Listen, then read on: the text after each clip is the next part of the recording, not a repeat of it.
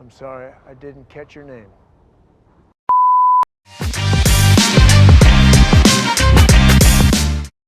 I think it's pretty safe to say that the Book of Boba Fett has been a mixed season so far. I reviewed the first couple of episodes, but then I'll be honest, I wasn't really enjoying the show, so I was saving it for a full episode review once the show comes to an end. But after episode 5 and what it was setting up, I thought, I can't sit on this, I need to talk about it. So that's why I'm here. As always, I'm Al, this is the Geek in Review. And if you haven't seen it, I'm going to be talking about The Mandalorian, Book of Boba Fett, whatever you want to call this show, man. Episode 6. And man, oh man, did this deliver. Like, I can't believe the stuff that they put in this episode, and I can't believe how good it was. So this was directed by Dave Filoni, who co-created The Mandalorian, created Clone Wars, has worked in... If you don't know who Dave Filoni is, why are you even here? But yeah, like, man, this is Star Wars at its absolute best. I was kind of worried about the show, let's say after the first 4 episodes, but the way that this is going, it is completely next level. And this show, and particularly this episode, or the last one as well, episode 5, feels like a movie. Like, I want to see this on the big screen. And that's one of the most annoying things about the Book of Boba Fett, is the first 4 episodes not only felt flat, but looked flat. They were kind of all in the one location, like Tatooine, and then we get episode 5 and episode 6, where we get Mando hopping between space stations and planets and going on side quests and all that good stuff that we've kind of missed. And yeah, like, I'm going to do a video on this later on, so subscribe to make sure you don't miss it, by the way. But Boba Fett now feels like he's a cameo in his own show. And although this feels like a setup for Mandalorian Season 3, and it definitely is, because the stuff with the Darksaber is going to be the key parts of the Mandalorian Season 3, you can trust me on that. This just reminded me how good Star Wars can be, and I'm not just talking about the story and the action and the look, but even stuff like the sound effects and the music. Oh, absolutely in love with this episode. So as I said, last week was a masterful setup for the next season of The Mandalorian, and a good catch-up to let us know what some of the characters that we love had been up to.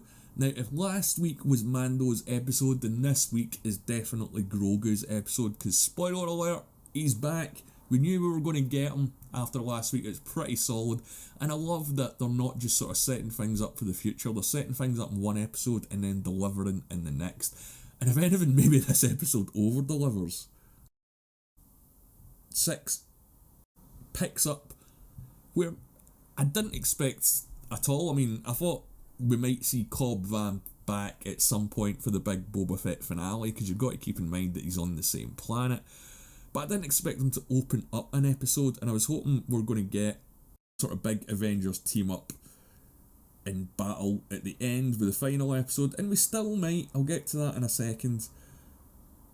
But it was good to catch up with this character and see what he's been up to the last sort of year or so, and see how he's adapting his style now that he's lost his Mandalorian armour as well. And although he doesn't have a huge part in this episode, he does have a huge arc.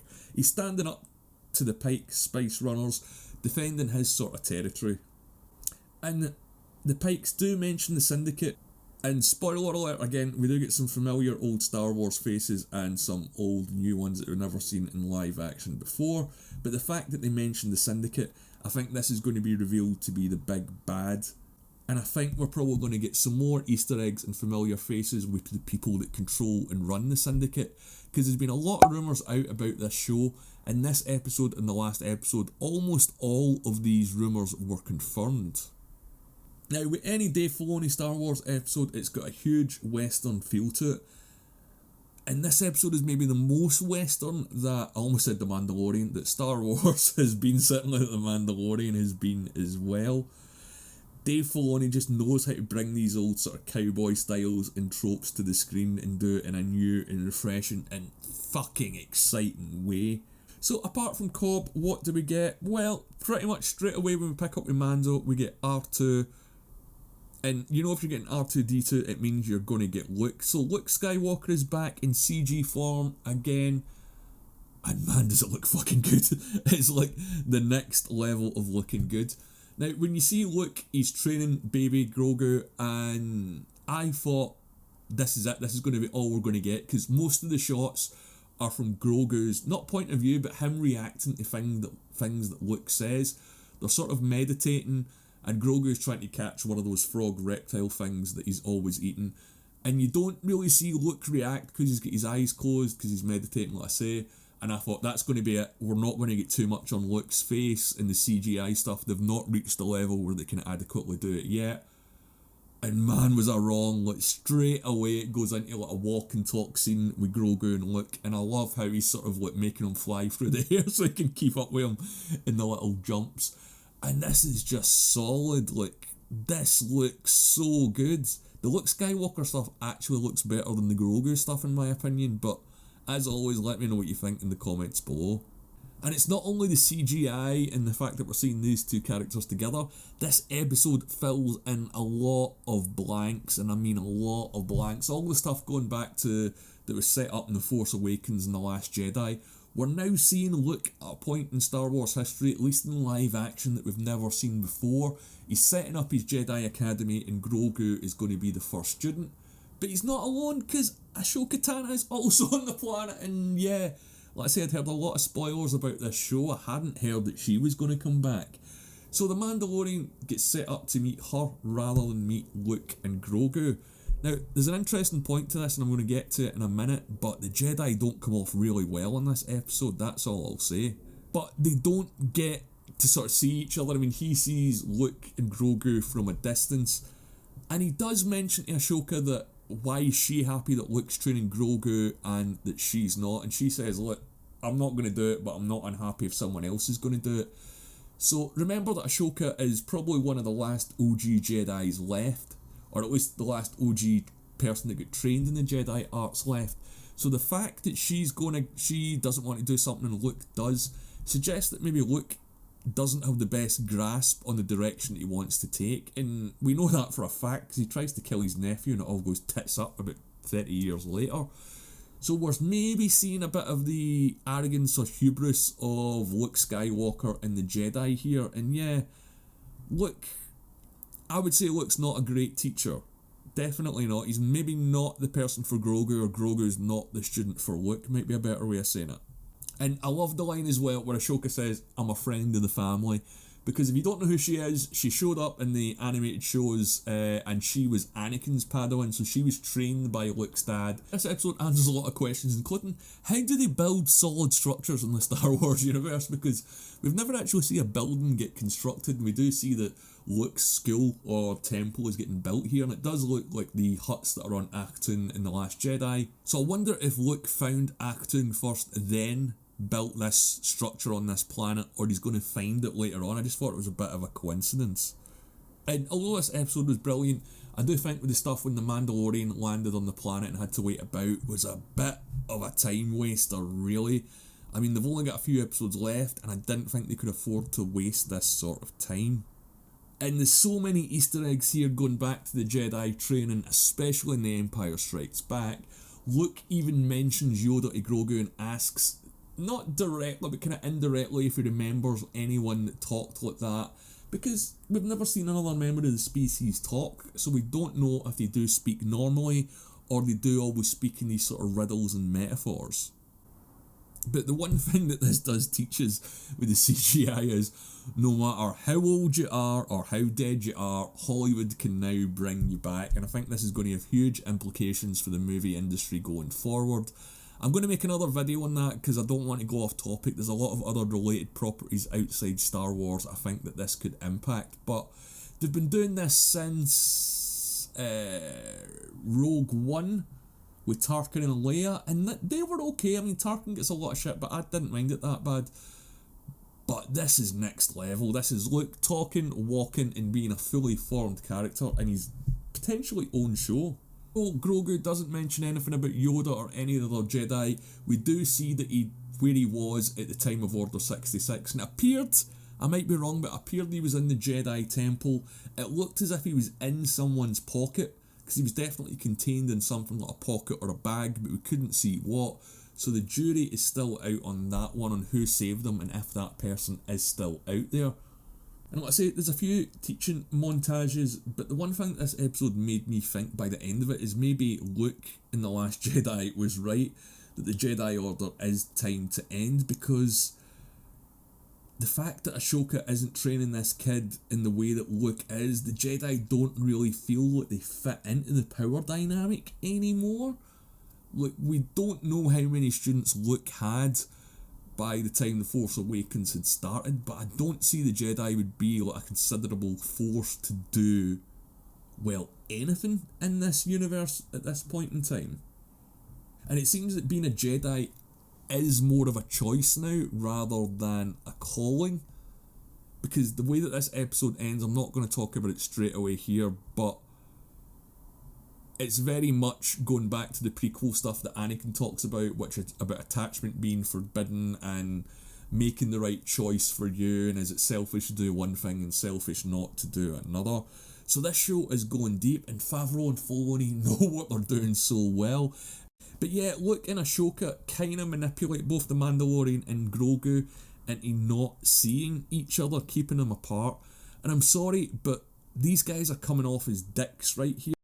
And as I said, I'm not even sure that they agree that teaching Grogu is the best way forward. Now, going back to Boba Fett, because it's his show, you might have forgotten that, but it is actually his show. And he is in this episode for about 20 seconds, and I had to rewatch the episode a couple of times to make sure, but he doesn't even have one line. I do love when the Mandalorian showed up at Jabba's palace in the meeting, because the way that he's standing and the way that it was shot, it reminded me of how Boba Fett was introduced in The Empire Strikes Back with the rest of the bounty hunters. But yeah, I'm gonna talk about this show when the full season's ended, because it's not really the book of Boba Fett, is it, when you think about it? But with Mando being back on Tatooine and sort of left Grogu behind, Boba and Fennec still need numbers, so he goes to look out Cobb Vanth and call in a favour. And Cobb Vanth basically says, hey man, we're settled. I don't want to owe you any more favours, you don't want to owe me any more favours. And that's it. You know, Cobb is kind of getting set up, because the way that Mando pitches it is, you might not have trouble now, but this is all the one planet, so it's on its way.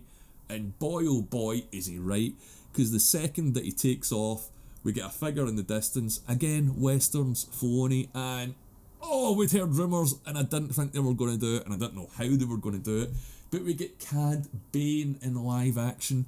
I'm going to do a video on this guy and who he is tomorrow, but if you don't watch the animated shows, Cad Bane has shown up in basically, I think, all of them, and he's a badass bounty hunter, and he's certainly not someone to get trifled with. And the way that they introduced him with a slow walk, and in all these angles where you can't see his full face, and then the last reveal of his eyes was, oh, Dave Filoni, just give him a Star Wars film and Bryce Dallas Howard, please, because this is pure Western, it's pure nostalgia, it's pure Star Wars, and it's pretty fucking excellent.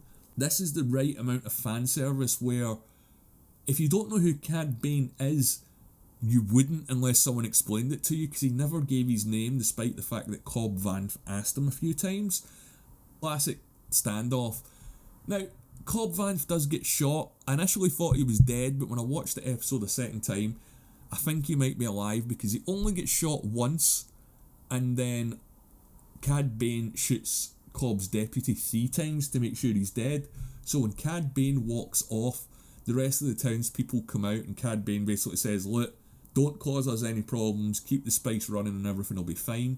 But they're around Cobb Vanth, so I think that Cobb Vanth is still alive, and I think that the hook to get him involved with Boba Fett is, he's now injured, and who's got a bacta tank that's going to need one?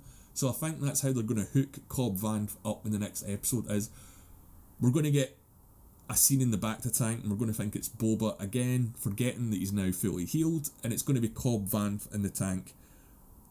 Let me know what you think about that, because I think it's pretty logical. And it isn't just here that the violence escalates. The club that we've seen with the Twi'leks all the way through the season gets bombed as well, so everything is ramping up for a big finale. But this isn't where the episode ends. We see Luke, who's got the present that Mando's bought for Grogu and something else in front of him, and he opens it up, and yeah, you guessed it, it was a little bit of chainmail armour that's going to fit him. But Luke tries to, manipulate him here a little bit again and says, You can have this armour, but you've got to leave and go and find the Mandalorian if you do.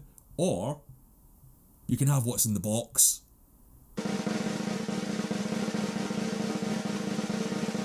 And what's in the box is only fucking Yoda's lightsaber. So I guess Luke must have nicked that from Dagobah, took it as a souvenir. But I thought, yeah, again, this isn't painting the Jedi in a very good look. I know they're not supposed to have attachments and things like that, but it did feel that Luke was being a bit of a dickhead here. And we all know that Grogu is going to go with the armour because we're going to need him back for the Mandalorian Season 3, because again, that is all going to be about the Darksaber and the power struggle in a Mandalorian civil war. Trust me on that one. This episode also solves a great problem that we've had since the end of Mandalorian Season 2, which is we know that Luke's school gets destroyed by Kylo Ren, and everyone assumed, or at least was asking, is Grogu going to be one of the students that die? So if he chooses the armour, he won't be on the planet when Kylo destroys the school, and he can potentially live on, so we might see Grogu in the future, maybe even an older Grogu, I don't know.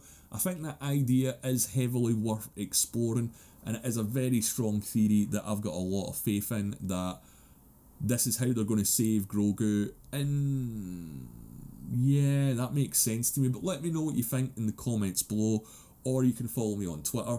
I'm going to be making more than one video on this episode before the final of Boba Fett comes on, so make sure you subscribe so you don't miss anything. I might even do a live chat on it as well if I've got time. But yeah, this episode was just next level in terms of effects. The future, the present, the past, what they're going to do with stuff. I loved every second of it, and I love the way that Dave Filoni handles Star Wars. He just really understands this property, and he really understands how to tell a Star Wars tale, and I'm so glad that I didn't give up on this show. But let me know what you think, and as always, if you made it this far, please leave a like on the video and share it as well. It would mean absolutely so much. This has been the Geek In Review. My name's been Al. Thanks for watching.